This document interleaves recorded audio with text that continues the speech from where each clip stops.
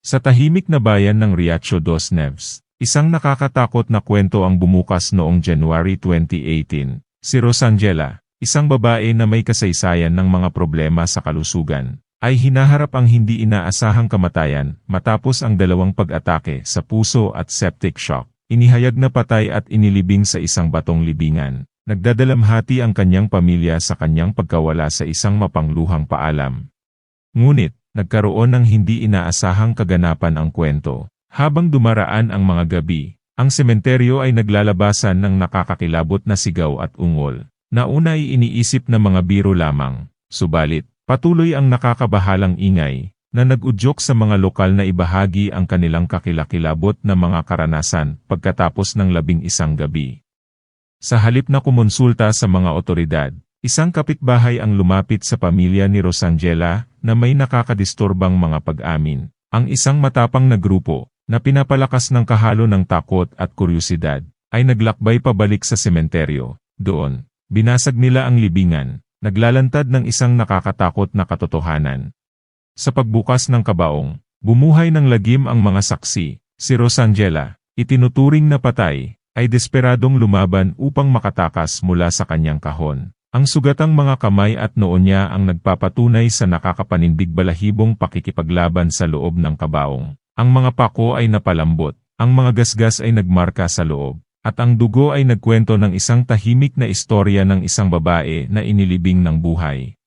Tulad ng isang saksi ang nagkwento, nang ako'y tumayo sa harap ng libingan, narinig ko ang kalabog mula sa loob. Ang iniisip kong biruan lamang ay nagbigay daan sa isang bangungot na katotohanan. Si Rosangela ay buhay pa, na nakakulong sa kanyang hindi pa tamang hukay. Ang masamang pangyayaring ito ay nag-iwan sa bayan ng pangamba na laging hinaharap ng mga siklab ng mga gabi sa sementeryo.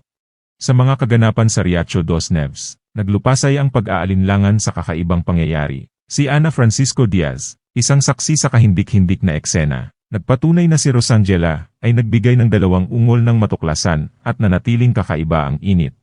Habang kinakaharap ng bayan ang kahindik-hindik na posibilidad ng maagang paglilibing, umusbong ang magkasalungat na mga kwento. Iniulat ni Ana ang isang karamihan na lampas sa 500 katao, na nagpapatunay sa init ni Rosangela habang hinahawakan ang kanyang paa. Isang ambulansya ang tinawag, ngunit inihayag na wala na siyang buhay nang dumating.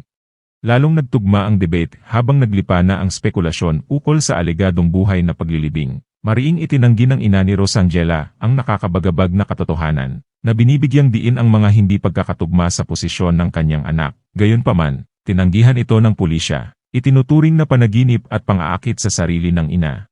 Nilabanan ng mga otoridad ang mga pag-angkin ng pamilya. Itinangging mayroong ebidensya ng pinsala, at itinangging totoo ang iniulat na ungol bilang simpleng tsismis lamang. Ang kanilang investigasyon ay sumilay sa mga pangyayari sa pagkamatay ni Rosangela, na nagpapakita ng maingat na proseso patungo sa kanyang paglilibing, na sinusuportahan ng mga tala ng ospital.